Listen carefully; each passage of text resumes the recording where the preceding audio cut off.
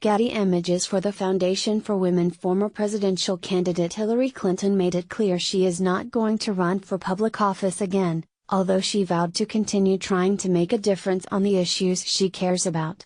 As an active politician, it's over. I am done with being a candidate, Clinton said in an interview with CBS that was broadcast on Sunday morning, 2 days before the release of her memoir about the 2016 campaign. But I am not done with politics because I literally believe that our country's future is at stake. The interview to promote her memoir What Happened made it clear Clinton is still not over her shocking electoral defeat in November. I am good, Clinton said. But that doesn't mean I am complacent or resolved about what happened. It still is very painful. It hurts a lot. The former candidate said she was gobsmacked by her loss to Trump.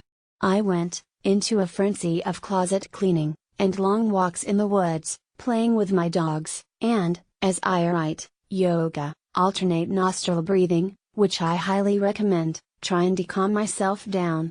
And, my share of Chardonnay. It was a very hard transition. I really struggled, she said. I couldn't feel, I couldn't think. I was just gobsmacked, wiped out.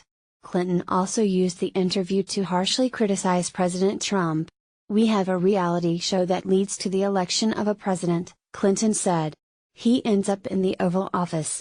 He says, "Boy, it's so much harder than I thought it would be. This is really tough.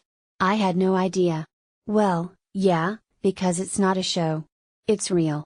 It's reality, for sure.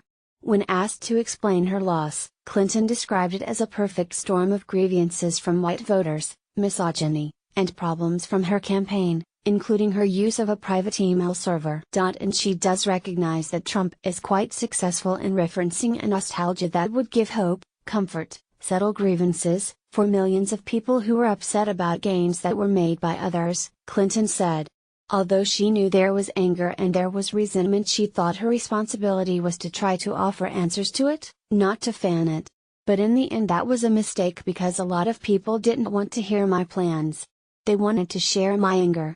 And while she does criticize her own mistakes, she also has plenty of blame for other people, including former FBI Director James Comey and her primary challenger Bernie Sanders. After such a bitter loss, attending Trump's inauguration was an out-of-body experience, particularly after hearing Trump's speech that was a cry from the white nationalist gut.